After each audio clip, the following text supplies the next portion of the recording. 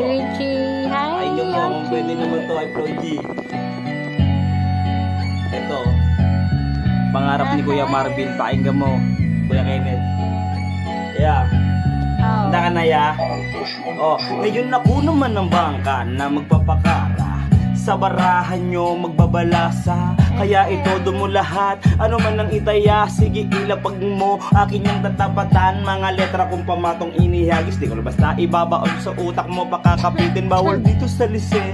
Di ka makakalusot, laging tama ang hinala ko. Dilundo basta ko to pagkat kita ko kayong lahat ng nasa manloob. Dahil sa dami ng asunto sa aking sinisentro, ginagawan ako ng kasalanang inimbento. Na sa tao kinakalat kinukwento. Di ba napakalaking perwisyo? Pero kita mo naman, kapatid, tinawid ko mga masakit na salita. Diniis ko, inisip ko na lamang balang araw magbubunga din lahat ng tinanim ko. At kasama tong damdamin ko sa dapat sakripisyo mismo.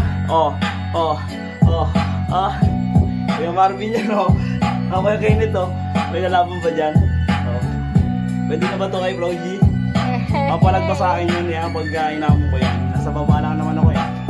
Oh, patangkali nga kasi kaya iba ako lumagari. Niyayari kong mabuti para lamang matupad yung nasa plano. Porsigido na gumaganap sa tuwing ako'y lumalapag. Laging desidido na makuha ang hinahangad. Iniiba ko yung atake, pagkaganapan ay hindi ko na mawari. Tinanggap na sa sariling araw-araw estudyante para makadali. Unting-unting matutunan kong umani ng madami. Di mo ba nadarama? Seryoso nga ako sa aking ginagawa. Sa kahirapan gusto ko kumawala. Huwag kang ngang humarang-harang dyan, wala naman akong mapapala. Pwede ba ya?